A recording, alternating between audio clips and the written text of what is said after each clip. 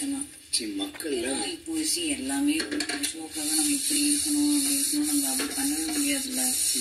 எவ்வளோ நாளைக்கு நீங்கள் அதை பண்ணீங்க சொல்லுங்கள்.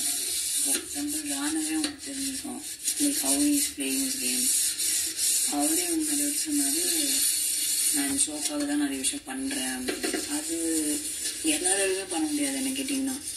ஓகே, ஹாஸ் டு சர்வைவ்ன்றதுனால இஸ் டேக்கிங் அப் சம்திங். இந்த மாதிரி இங்கே யாருமே இல்லை, நான் இந்த மாதிரி இருக்கணும்னு நினைக்கிறேன், நான் அவனை பண்ணுறேன். Okay, it's his choice.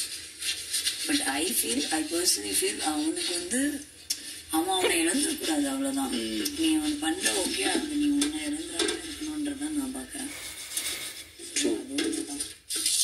But ஆனால் நம்ம எல்லாருக்குமே ஒரு நல்ல பிளாட்ஃபார்மாக இருக்கும்.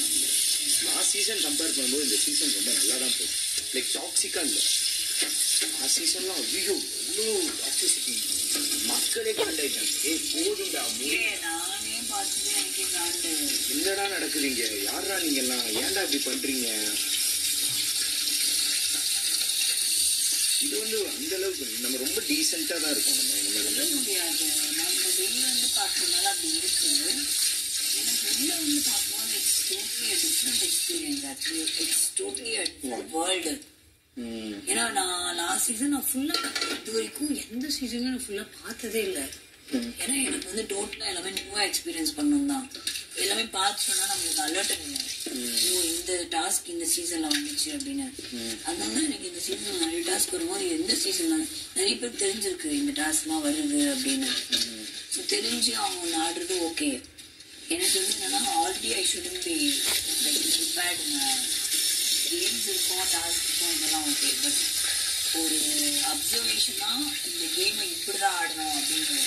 நான் இந்த கேமுக்குள்ள வந்தால் நான் எப்படி ஆடுவேன், ஆல்ரெடி ஆடினவங்களை தவிர்த்து நான் எப்படி இந்த கேமை எடுத்து ஆடுவேன் அப்படின்றது தான் நான் எக்ஸ்பீரியன்ஸ் பண்ணேன்னா இங்கே வந்தேன்.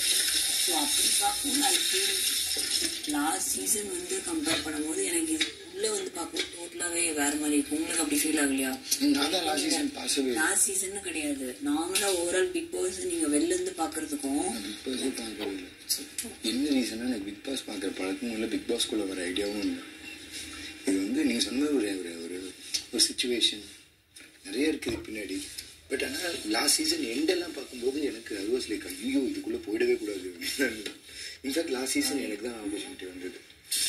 சீரியல் முடித்த உடனே எனக்கு கரெக்டாக ஆரம்பிச்சது எனக்கு தான் ஆப்பர்ச்சுனிட்டி. நான் அந்த டைமில் நார்த்துக்கான எல்லா ட்ரிப் எல்லாமே புக் பண்ணியிருந்தேன்.